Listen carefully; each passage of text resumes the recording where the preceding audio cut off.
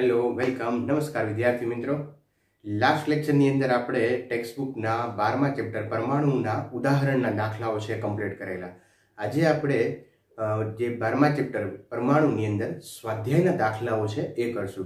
एक पछी एक प्रॉब्लम्स छे आपणे लेता जईए। 10 प्रॉब्लम छे, पण ए पहेला मित्रों आगळनी जे थियरी छे एने लगता कॉन्सेप्ट छे, फॉर्म्युला छे, एनी एक यादी तमारी सामे राखो तो आ दाखलाओ समझवामां तमने खूब ज सरळता रहेशे। तो આપણે અહીંયા શરૂ કરીએ સ્વાધ્યાયના દાખલાઓ, પણ એની અંદર પહેલો અને બીજો દાખલો છે એ થિયરી બેઝ છે। તો પહેલા દાખલા માટે તમારે માત્ર સાંભળવાનું છે, થિયરી બેઝ છે। તમારી સ્ક્રીન ઉપર રકમ છે એ આવી જાય છે, તમે જોજો અને હું એક પછી એક એનું કન્ક્લુઝન કેવી રીતે અંદર કયો ટર્મ્સ છે એ મૂકવાનો છે એની હું ચર્ચા કરતો જાઉં છું। તો રકમ જુઓ તમારી સ્ક્રીન ઉપર। पहलो जो क्वेश्चन है कि थॉम्सन मॉडल में परमाणु परिमाण रुथरफोर्ड मॉडल में परमाणु परिमाण खाली जग्या है। तो मित्रों थॉम्सन मॉडल और रुथरफोर्ड मॉडल आ बंनेनी अंदर परमाणु जे परिमाण है ए समान मळे छे। केल्क्युलेटिव जो गणवामां आवे तो पण ए समान लेवामां आवे छे, एटले अहींया ऑप्शन तमे एवो पसंद करी शको के थी जुदू नथी अथवा तो बंने समान छे। अच्छा, बीजो क्वेश्चन एनी अंदर जोईए तो खाली जग्यानी धरा अवस्थामां इलेक्ट्रॉन स्थायी संतुलनमां छे। तो मित्रों एनी अंदर थॉम्सन मॉडल आवशे। थॉम्सन मॉडलनी अंदर आपणे ख्याल छे के जे तरबूज मॉडल छे एनुं के जेनी अंदर बधा ज धन विद्युत भारो छे ए गर्भ आखो जे लाल कलरनो भाग तरबूजनो छे एनी अंदर ए धन विद्युत भार तरीके वर्ते छे अने जे बियाओ छे ए ऋण विद्युत भार तरीके वर्ते छे। तो अहींया ए एवी जो एमनेम स्थायी अवस्थामां रहता होय तो एनो अर्थ एम छे के संतुलनमां होवा जोईए तो ज ए रीते रही शके, नहींतर तो एकबीजा तरफ गति करवा मांडे जो बळ लागतुं होय तो। एटले पहेलानी अंदर आवशे थॉम्सन मॉडल अने बीजानी अंदर आवशे ज्यारे खाली जग्यामां इलेक्ट्रॉन हमेशा चोख्खुं बळ अनुभवे छे। तो रुथरफोर्डनी अंदर इलेक्ट्रॉन धरा स्थितिमां होय तो पण बळ अनुभवे छे, जे आपणे केल्क्युलेशन करेलुं छे, कारण के एनी एनर्जी -13.6 छे। तो एक कंईक स्थिति कुलम्बियन बळ अथवा तो कोई ने कोई बळ छे, कुलम्बियन बळ सामान्य रीते कुलम्बियन बळ छे अनुभवतुं होय छे। अच्छा, त्यार पछी आपणे त्रीजो क्वेश्चन एमां जोईए तो खाली जग्या पर आधारित प्रचलित परमाणुनुं भाग्य ज पड़ी भांगवानुं छे। खाली जग्या पर आधारित प्रचलित परमाणुनुं भाग्य ज पड़ी भांगवानुं छे। तो रुथरफोर्डनुं परमाणु मॉडल छे ए भाग्य ज पड़ी भांगे एवुं छे। एनी आम कहीए तो रुथरफोर्ड परमाणु मॉडल घणुं बधुं प्रॉपर वे थी केल्क्युलेशन करेलुं छे, ज्यारे थॉम्सन परमाणु मॉडल आपणे जोईए तो ई पड़ी भांग्युं छे। एनी जे सातत्यता छे ए अत्याરના સમયમાં આપણે જોઈએ તો એ સાચી ગણાતી નથી। તો रुथरफोर्ड એની અંદર सी ની અંદર જવાબ આવશે रुथरफोर्ड। अच्छा, डी ની અંદર જોઈએ तो खाली जग्यामां परमाणु लगभग सतत दળ वितरण धरावे छे। तो ये आपने ख्याल छे के थॉम्सन मॉडल छे एनी अंदर परमाणु लगभग सतत दળ वितरण धरावे छे, परंतु खाली जग्यामां परमाणु खूब ज असतत दળ वितरण धरावे छे। तो एनी अंदर रदरफोर्ड आवशे। अच्छा, रदरफोर्ड ની અંદર આપણને ખ્યાલ છે કે પરમાણુનું બધું જ દળ લગભગ ક્યાં છે? ન્યુક્લિયસમાં છે। તો સતત નો કહેવાય, બરાબર। સામાન્ય રીતે આપણે જોઈએ તો थॉम्सन मॉडलની અંદર જે દળ ગણવામાં આવે છે ધન વિદ્યુત ભારને કારણે ગણવામાં આવે છે। તો थॉम्सन मॉडलની અંદર જે લાલ કલરનો ગર્ભ ભાગ છે એ સતત બધી જ જગ્યાએ વિતરિત થયેલો છે, જ્યારે રધરફોર્ડની અંદર જોઈએ તો પરમાણુના ન્યુક્લિયસમાં જ માત્ર છે, આખા પરમાણુની અંદર એટલે કે સતત રીતે નથી, અસતત વિતરિત થયેલો છે। તો ડી ઓપ્શનની અંદર પહેલો જવાબ આવશે थॉम्सन मॉडल અને પછી આવશે રધરફોર્ડ। अच्छा, छेल्लो एनी अंदर ई जोईए तो खाली जग्यामां परमाणुनो धन विद्युत भारित विभाग लगभग बधुं दળ धरावे छे। तो बंनेनी अंदर बंने मॉडल एवुं माने छे के जे कांई दળ छे ए बधुं ज धन विद्युत भारने कारणे छे। આપણે રધરફોર્ડ એટલે કે રધરફોર્ડ મોડલની અંદર આપણે એવું જોયું હતું કે બધું જ દળ છે એના કેન્દ્રમાં કેન્દ્રિત થયેલું છે અને ધન વિદ્યુત ભાર ત્યાં આવેલો છે। તો એવી જ રીતે थॉम्सन મોડલમાં પણ જે ધન વિદ્યુત ભારિત છે એને કારણે જ પરમાણુનું દળ છે એવું માનવામાં આવે છે। તો ઈ ઓપ્શનની અંદર જવાબ આવશે બંને મોડલ। ઓકે, તો અહીંયા આપણો પહેલો ક્વેશ્ચન છે એ પૂરો થાય। अच्छा, સેકન્ડ ક્વેશ્ચન એની અંદર જોઈએ तो धारो के तमने आल्फा कण प्रकीर्णननो प्रयोग सुवर्णना वरखने स्थाने ધન હાઇડ્રોજન વાપરીને કરવાની તક આપવામાં આવે છે. તો હાઇડ્રોજન 14 K થી નીચા તાપમાને ઘન હોય છે, ધન હોય છે, તેમાં કેવા પરિણામોની અપેક્ષા રાખશો? અચ્છા મિત્રો, હવે જો અહીંયા કે જો તમે સોનાનો ફોઇલ આપણે લઈએ તો સોનાના ફોઇલ માટે આ રીતે AU છે, સોનાનો વરખ છે, અને એની અંદર આ ન્યુક્લિયસ છે. ન્યુક્લિયસ જે સોનાનો પરમાણુ ભાર છે એ 79 છે, એટલે ખૂબ ભારે છે. એટલે જ્યારે કોઈ આલ્ફા કણ અહીંયા આવે, બરાબર, હું થોડાક આલ્ફા કણ અહીંયા બતાવું તો એ અહીંયા કોઈ એક એંગલથી પ્રકીર્ણન પામશે. કોઈ આલ્ફા કણ એવા છે કે જે બહુ ખૂબ જ મોટા ખૂણે અહીંથી પાછો વયો જશે, એટલે કે 180 ડિગ્રીએ પ્રકીર્ણન પામશે. કોઈ આલ્ફા કણ છે એ અહીંયાથી જાય ત્યારે થોડાક નાના ખૂણે પ્રકીર્ણન પામે. તો આવું વેરિએશન વાળા પ્રકીર્ણન કોણ છે એ આપણને મળે. એટલે કે નાનાથી લઈને ખૂબ મોટા સુધીના પ્રકીર્ણન કોણ મળે છે સોનાના વરખ માટે. જ્યારે હાઇડ્રોજનને જો તમે લ્યો તો હાઇડ્રોજનનો ન્યુક્લિયસ છે 1H1, એટલે કે એ ખૂબ હલકો છે. સોનાના ફોઇલ કરતા હાઇડ્રોજનનો ન્યુક્લિયસ ખૂબ દળની અંદર ખૂબ હલકો છે. હવે હલકો ન્યુક્લિયસ હોય તો શું થાય? તો મિત્રો, જ્યારે આલ્ફા કણ છે એ અહીંયાથી ગતિ કરીને આવશે તો હલકો ન્યુક્લિયસ હોય તો હલકો ન્યુક્લિયસ પોતે ખસી જાય અથવા તો ગતિ કરી નાખે, બરાબર. એટલે અહીંયા જે આલ્ફા કણ કોઈ લાઈનમાં આવે છે એ આલ્ફા કણ મે બી કદાચ સીધો વયો જાય અથવા થોડો પ્રકીર્ણન થાય, બરાબર. સમજો, કારણ કે જો સપોઝ અહીંયા આ પેન પડી હોય અને હું અહીંથી આવું તો આ પેનને ભટકાવ તો પેન વહી જાય આગળ, હું તો મારો માર્ગ નહીં બદલાવું, કારણ આ પેન હલકી છે. બટ અહીંયા જો દિવાલ હોત, ખૂબ ભારે વસ્તુ પડી હોત અને હું આવીને અહીંયાથી અહીં ગતિ કરતો આની યાર ભટકાવ તો ઓબ્વિયસલી હું પાછો જાઉં, કારણ કે દિવાલ ત્યાંથી ખસવાની નથી. તો અલ્ટિમેટલી ફાઇનલ કન્ક્લુઝન શું આવે? તો કે જો તમે સોનાના ફોઇલની બદલે હાઇડ્રોજનનો ન્યુક્લિયસ લ્યો તો એમાં તમે નોંધ કરી શકો કે પ્રકીર્ણન કોણ નાનો હોય, પ્રકીર્ણન કોણ નાનો હોય. જ્યારે આની અંદર પ્રકીર્ણન કોણ આપણને જુદા જુદા નાનાથી લઈને મોટા સુધીના મળે છે.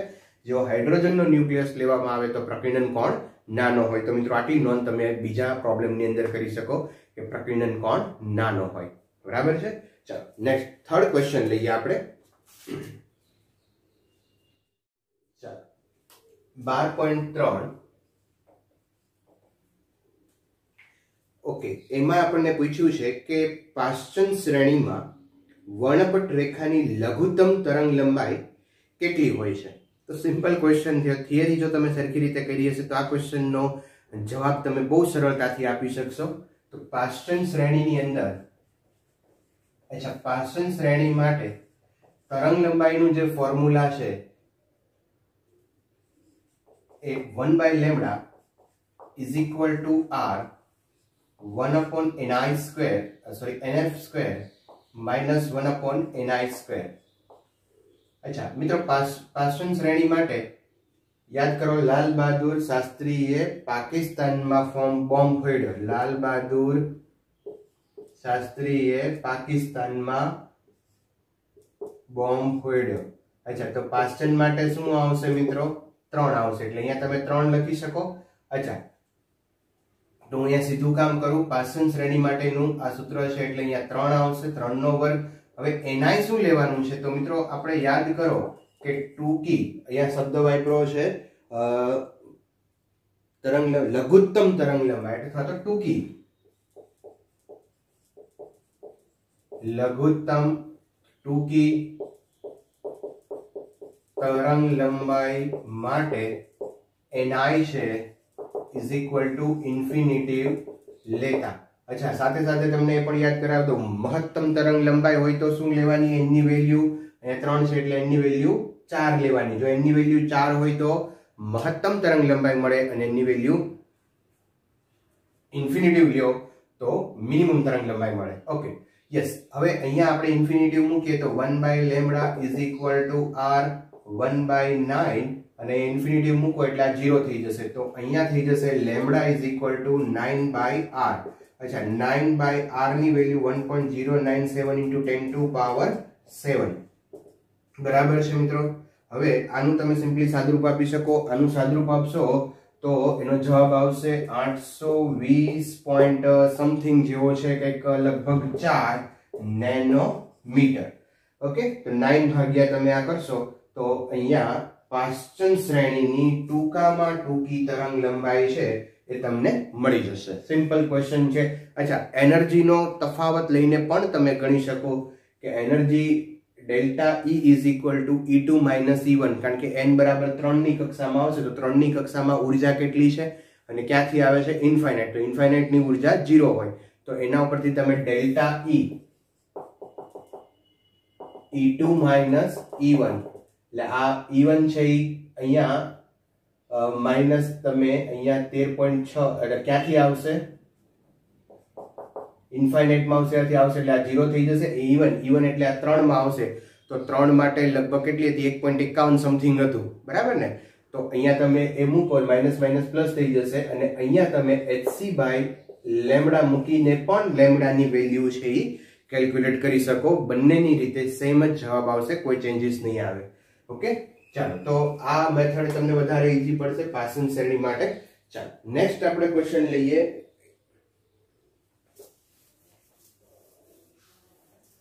12.4. ચાલો, તો 12.4 ની અંદર એવું કહેવામાં આવ્યું છે કે એક પરમાણુની બે અલગ અલગ ઉર્જા સ્તરોની ઉર્જાનો તફાવત 2.3 ઇલેક્ટ્રોન વોલ્ટ છે. જ્યારે પરમાણુ તેના ઊંચા ઉર્જા સ્તરમાંથી નીચા ઉર્જા સ્તરમાં સંક્રાંતિ થાય ત્યારે ઉત્સર્જતા વિકિરણની આવૃત્તિ છે એ ગોતવાની છે. અચ્છા મિત્રો, અહીંયા આ જ વસ્તુ થઈ ગઈ. 12.4 ની અંદર એક બે ઉર્જા સ્તરો વચ્ચેનો તફાવત આપ્યો છે. સપોઝ અહીંયા એક આ ઉર્જા સ્તર E2 છે અને આ ઉર્જા સ્તર E1 છે. આ બંને વચ્ચેનો તફાવત આપણને આપ્યો છે, ધેટ ઇઝ ડેલ્ટા E. અને આ ડેલ્ટા E છે એના ઉપરથી જ્યારે ઊંચા ઉર્જા સ્તરમાંથી કોઈ સંક્રાંતિ નીચા ઉર્જા સ્તરમાં થાય ત્યારે અહીંયા ઉત્સર્જતા વિકિરણની આવૃત્તિ ગોતવાની કીધી છે. એકદમ સિમ્પલ ક્વેશ્ચન છે. તો ફોર્મ્યુલા હું વાપરું અહીંયા, delta E is equal two E2 minus E1 और HF લખી શકીએ અહીંયા આપણે. Delta E2 minus E1 that is HF અથવા તો H ન્યુ. અને ડેલ્ટા E આપણને આપ્યો છે 2.3 ઇલેક્ટ્રોન વોલ્ટ. ચાલો, અહીંયા 2.3 ઇલેક્ટ્રોન વોલ્ટ ને કન્વર્ટ કરવું પડશે અને E2 minus E1 H nu. અને ન્યુ ને આપણે સૂત્રનો કરતા બનાવીએ તો nu is equal to 2.3 multiply 1.6 into 10 to power minus 19 divided by h. h ની વેલ્યુ પ્લાન્ક કોન્સ્ટન્ટ છે 6.625 ઇન્ટુ 10 ટુ પાવર માઇનસ 34. ચાલો, તો અહીંયા આનો તમે હિસાબ કરશો તો આવૃત્તિ છે એ I think 5.555 into 10 to power I think 14 hertz આવી ફ્રીક્વન્સી છે એ તમને મળે છે. Okay, 5.555 into 10 to power 14 hertz. Okay, ચાલો, તો હવે નેક્સ્ટ ક્વેશ્ચન લઈએ આપણે.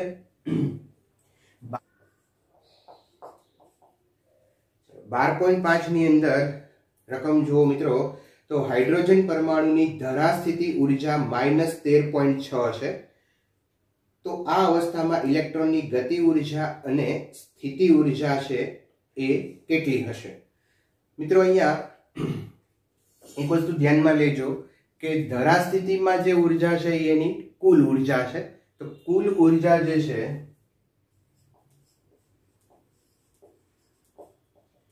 એ -13.6 ઇલેક્ટ્રોન વોલ્ટ આપેલી છે. અને પછી તમને એવો પ્રશ્ન પૂછ્યો છે કે તો આ અવસ્થામાં ઇલેક્ટ્રોનની ગતિ ઉર્જા અને સ્થિતિ ઉર્જા કેટલી હશે? અચ્છા, ગતિ ઉર્જા અને સ્થિતિ ઉર્જા વચ્ચેનો રિલેશન અહીંયા આપણે જોઈએ. હું થોડુંક અહીંયા કેલ્ક્યુલેશન કરતા હોઉં છું, પછી તમે એનું કોન્સેપ્ટ લખી શકો છો. મિત્રો, કુલ ઉર્જા બરાબર ગતિ ઉર્જા વત્તા સ્થિતિ ઉર્જા. ચાલો, ગતિ ઉર્જાની વેલ્યુઝ છે હાફ mv² અને સ્થિતિ ઉર્જા જે છે એ kq1 q2 ze²/4πε0r, બરાબર? kq1 q2 R. K ની વેલ્યુ આ છે. Z અહીંયા હાઇડ્રોજન લેશો તો કોઈ Z લખવાની જરૂર નથી. અચ્છા, હવે તમે ધ્યાન રાખજો મિત્રો કે અહીંયા હાફ mv² ની આપણે વેલ્યુ મેળવીએ તો mv² upon r is equal to આ જે છે એ કેન્દ્રગામી બળ છે. કેન્દ્રગામી બળ is equal to કુલમ્બનું બળ. તો 4 pi epsilon 0 e² upon r². Okay, ચાલો એક r અહીંથી કેન્સલ કરી દો અને બંને બાજુ 1/2 વડે મલ્ટીપ્લાય કરો તો half mv² is equal to e² upon 8 pi epsilon naught r. તો હાફ mv² બરાબર આ આવ્યું. તો એ વેલ્યુ તમે અહીંયા મૂકો. અચ્છા, મૂકવાની જરૂર નથી, જસ્ટ હું તમે શું અહીંયા રિયલાઇઝ કરું છું એ જોજો કે અહીંયા એક આને આમ કરી દઈએ 2 × 4. તો આ જે છે એ તમારી આ જુઓ તો સ્થિતિ ઉર્જા થઈ e² upon 4 pi epsilon 0. તો અહીંયા સ્થિતિ ઉર્જા by 2. ગતિ ઉર્જા કેટલી આવી? કાઇનેટિક એનર્જી છે એ સ્થિતિ ઉર્જા ડિવાઇડ by 2 આવી. બરાબર. અચ્છા, તો kinetic energy is equal two u/2. આ સ્થિતિ ઉર્જા તમે મૂકી દો u/2. આ એક વસ્તુ મગજમાં રાખશું. હવે હું આ વેલ્યુ અહીંયા મૂકી દઉં. આ વેલ્યુ છે એને અહીંયા મૂકો. 1/2 mv² ની જગ્યાએ મૂકશું e² upon 8 pi epsilon naught r minus e² upon 4 pi epsilon naught r. અહીંયાથી આપણે કોમન કાઢી લઈએ e² upon 4 pi epsilon naught r. તો અહીંયા રહેશે 1/2, અહીંયા રહેશે 1. અચ્છા, 1/2 માંથી 1 જાય તો 1/2 અડધો છે, આ આખો છે. અડધામાંથી આખો જાય તો અડધો રહે, પણ કેવો રહે? માઇનસ. યસ, તો માઇનસ e² upon 2 રહેશે ને, 1/2 રહેશે. સીધું લખું છું, સમજો. 1/2 માંથી -1 બાદ કરો એટલે 1/2 રહેશે. e2 આની હારે મલ્ટીપ્લાય કરો તો 8 pi epsilon naught r થશે. બરાબર છે. અચ્છા, હવે આ વેલ્યુ કોના જેવી આવી તમે જુઓ. e² upon 8 pi epsilon naught r, e² upon 8 pi epsilon. તો આ કાઇનેટિક એનર્જી જેવી આવી. તો ટોટલ એનર્જી જે છે અને કાઇનેટિક એનર્જીને ખાલી k વડે બતાવું તો કાઇનેટિક એનર્જી જે છે એ સ્થિતિ ઉર્જાનું અડધું કરો તો મળી જાય અને ટોટલ એનર્જી છે એ કાઇનેટિક એનર્જી જેટલી જ છે પણ માઇનસ છે. તો આ રિલેશન મિત્રો તમે યાદ રાખજો. આ રિલેશન ઉપરથી આપણને જે પ્રોબ્લેમ પૂછ્યો છે એ આપણે બહુ સરળતાથી કહી શકીએ. બરાબર. તો અહીંયા આપણને પ્રોબ્લેમની અંદર આપ્યું છે કે ધરા સ્થિતિમાં એની ઉર્જા કેટલી છે? -13.6. એટલે કઈ ઉર્જા થઈ? Total energy. હવે જો ટોટલ એનર્જી કેટલી છે? -13.6. બરાબર.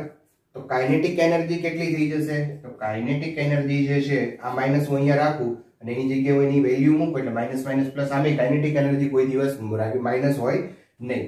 તો કાઇનેટિક એનર્જી થઈ જશે +13.6 ઇલેક્ટ્રોન વોલ્ટ. અને પોટેન્શિયલ એનર્જી કેટલી થઈ જશે? પોટેન્શિયલ એટલે કે સ્થિતિ ઉર્જા કેટલી થઈ જશે?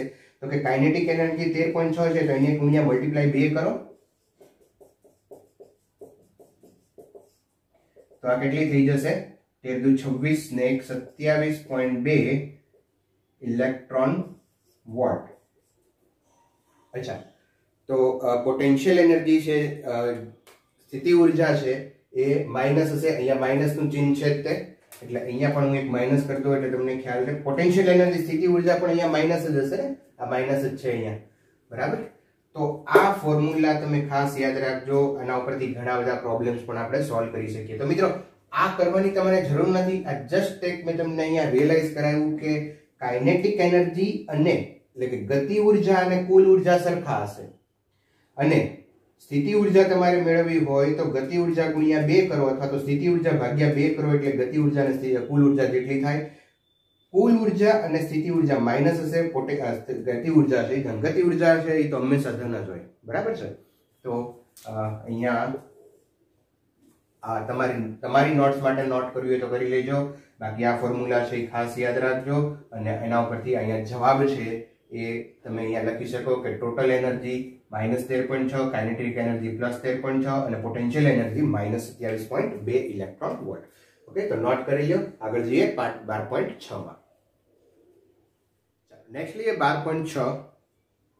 પ્રારંભમાં હાઇડ્રોજન પરમાણુની ધરા સ્થિતિમાં એક ફોટોન શોષાય છે જે n = 4 સ્તરમાં ઉત્તેજિત કરે છે. તો ફોટોનની આવૃત્તિ નક્કી કરો. અચ્છા મિત્રો, અહીંયા તમે જુઓ તો ધરા સ્થિતિમાં એક ફોટોન છે અને પછી n બરાબર 4 માં જાય છે, તો ફોટોનની આવૃત્તિ છે એ આપણે નક્કી કરવાની છે. તો અહીંયા બહુ સિમ્પલી આપણે આ ફોર્મ્યુલા છે એનો યુઝ કરી શકીએ. જો પહેલા અહીંયા તમે ધ્યાન રાખજો કે આ ધરા સ્થિતિ છે અને આ ધારો કે n બરાબર 4 ની કક્ષા છે.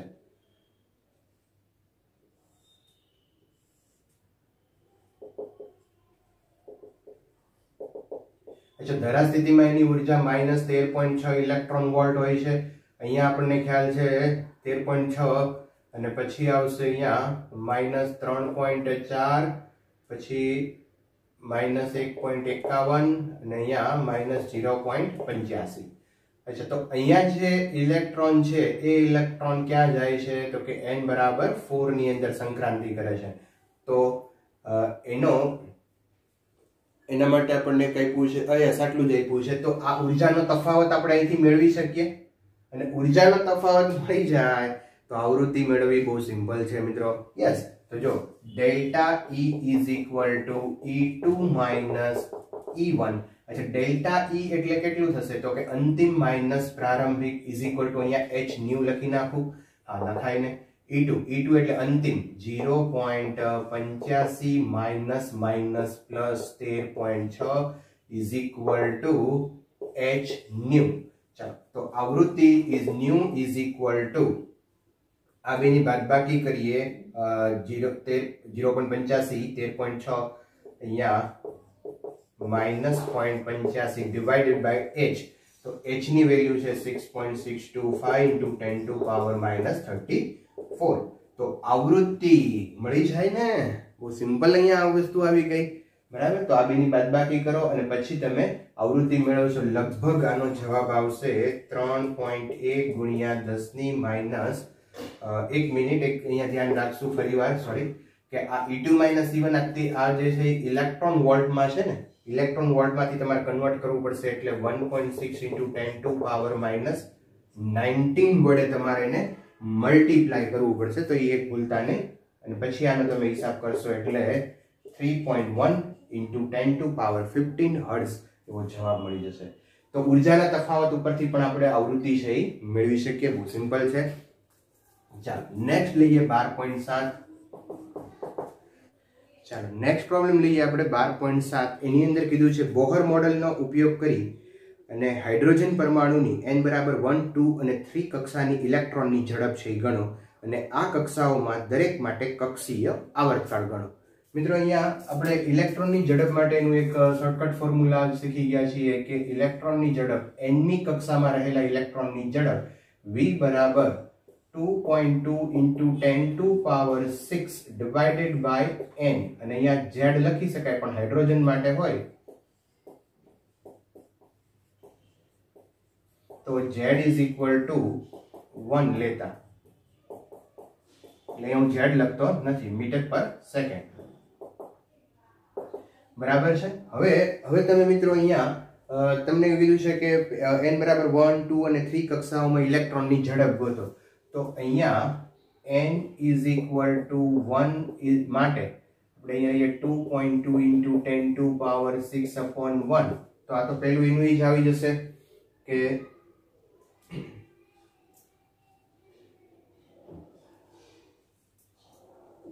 સિમ્પલ છે, × 10⁻6 આવી જશે. અચ્છા, n બરાબર 2 લેશો તો 2.2 × 10⁻6 ડિવાઇડેડ બાય 2 એટલે લગભગ 1.1 જેવું થઈ જશે. અહીંયા 1.1 × 10⁻6 મીટર પર સેકન્ડ. અને n ઇઝ ઇક્વલ ટુ 3 લેશું તો 2.2 ડિવાઇડેડ બાય 3 × 10⁻6. તો અહીંયા લગભગ કેટલું આવશે 22 કેવો તમે તો 0.7 અને 0.73 સમથિંગ લઈ શકાય × 10⁻6 મીટર પર સેકન્ડ. તો બહુ સિમ્પલ ક્વેશ્ચન અહીંયા થઈ ગયો. બરાબર. અચ્છા, હવે આગળ એની અંદર બીજું કીધું છે કે એનો આવર્તકાળ જે છે એ પણ આપણે ગણવાનો છે. તો ચાલો આવર્તકાળ માટેનું ફોર્મ્યુલા લખું. ઓકે, હવે આપણને અહીંયા બીજો એક ક્વેશ્ચન આવર્તકાળ પણ ગોતવાનો કીધો છે. તો આવર્તકાળનું ફોર્મ્યુલા હું અહીંયા લખું છું. આવર્તકાળનું ફોર્મ્યુલા છે ટી n ની કક્ષા માટે આપણે લખવું હોય તો Tn is equal to 4 epsilon 0 h ઘન n ઘન છેદમાં m z raise to z square e raise to 4 આવું એક ફોર્મ્યુલા છે બરાબર. થિયરી ની અંદર તમે વેગ છે તો વેગ ઉપર v is equal to r omega મૂકી અને ઓમેગા બરાબર 2 pi upon t મૂકીને આ ફોર્મ્યુલા છે એ બહુ સરળતાથી મેળવી શકો. વેગનું જે ફોર્મ્યુલા છે ત્યાં v is equal to r omega અને ઓમેગા બરાબર 2 pi upon t અને t ને સૂત્રનો કરતા બનાવશો એટલે આ સમીકરણ આવી જશે. ઓકે, હવે અહીંયા તમારે શું કામ કરવાનું છે મિત્રો કે n બરાબર 1 લેવાનું છે. n બરાબર 1 લ્યો ત્યારે જે અહીંયા વેગ આપણે મેળવા છે અહીંયા n બરાબર 1 માટે અહીંયા હું આ રીતે લખી નાખું, આ v1 છે, આ v2 છે અને આ v3 છે બરાબર છે. તો અહીંયા n બરાબર 1 2 અને 3 લઈ અને એના આવર્તકાળ છે એ કેલ્ક્યુલેટ કરવાના છે. હું જસ્ટ એક ખાલી નોટ લખી દઉં છું પછી તમને બધું જ આવડશે. અહીંયા 4 મલ્ટીપ્લાય એપ્સિલોન નોટ ની કિંમત છે 8.85 into 10 to power -12 whole square, h 6.625 into 10 to power -34 cube અને n ની જગ્યાએ પહેલા લેશું આપણે 1 છેદમાં m એટલે ઇલેક્ટ્રોન માટે લેવાય 9.1 into 10 to power -31 kg. z hydrogen માટે 1 છે અને ઇલેક્ટ્રોન વિદ્યુતભાર 1.6 into 10 to power -19/4. થોડુંક સાદરૂપ અહીંયા થશે તમારા મિત્રો, બટ બહુ ઇઝીલી તમે આને કેલ્ક્યુલેટ કરી શકશો. કેલ્ક્યુલેટરનો ઉપયોગ કરવામાં કોઈ પ્રોબ્લેમ નથી. અચ્છા, હવે બીજું શું કરવાનું તો કે આ 1 છે ત્યાં તમારે એકવાર 2 મૂકવાનું, 2 પછી તમારે 3 મૂકવાનું અને એવી રીતે તમે n બરાબર 1 2 અને 3 માટે તમે એના આવર્તકાળના મૂલ્યો છે એ મેળવી શકશો. ઓકે, ચાલો નેક્સ્ટ પ્રોબ્લેમ લઈએ 12.8 નેક્સ્ટ ક્વેશ્ચન લઈએ આપણે 12.8. એની અંદર એવું કીધું છે કે હાઇડ્રોજન પરમાણુમાં ઇલેક્ટ્રોનની સૌથી અંદરની કક્ષાની ત્રિજ્યા 5.3 ગુણ્યા 10⁻11 છે. તો n બરાબર 2 અને n બરાબર 3 કક્ષામાં એની ત્રિજ્યા ગોતો.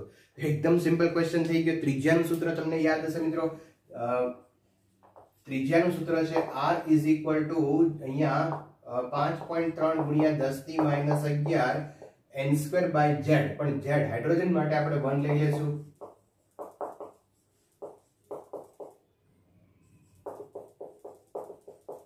તો આ સિમ્પલ સૂત્ર છે આપણી પાસે બરાબર. હવે તમને એમ કીધું છે કે n બરાબર 2 માટે તમારે ત્રિજ્યા ગોતવાની છે. તો r2 અહીંયા 5.3 into 10 to power -11 into 2 square થઈ જશે. હવે n બરાબર 3 માટે તમારે ત્રિજ્યા ગોતવાની છે. તો r3 is equal to 5.3 into 10 to power -11 નો વર્ગ થઈ જશે. તો અહીંયા r2 અને r3 અંદરની ત્રિજ્યાઓ તમે સરળતાથી મેળવી શકો. આમાં કોઈ જ મોટું રોકેટ સાયન્સ છે નહીં. અચ્છા, ચાલો નેક્સ્ટ લઈએ આપણે 12.9.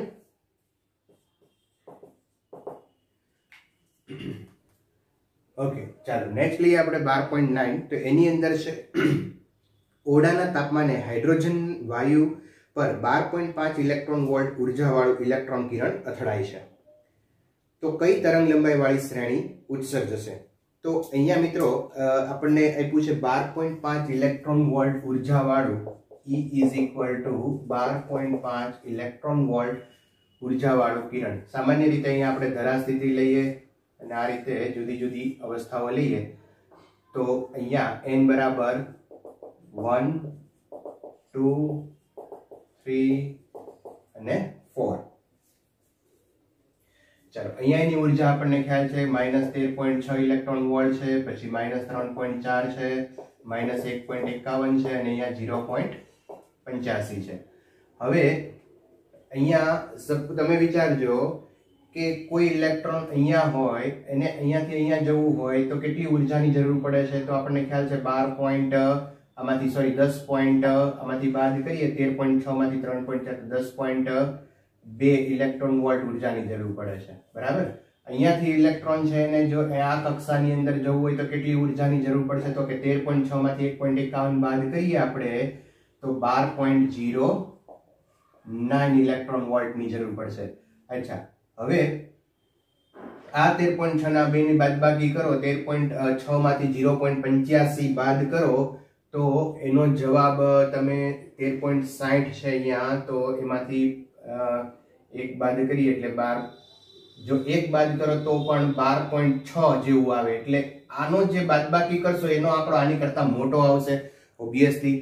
તો હવે સમજો હું શું કહેવા શું માંગુ છું કે આ બેની બાદબાકી કરશો તો એ 12.5 કરતા વધારે હશે, બરાબર, કારણ કે 13.6 માંથી તમે એક બાદ કરો ને તોય તે 12.6 આવે, બરાબર.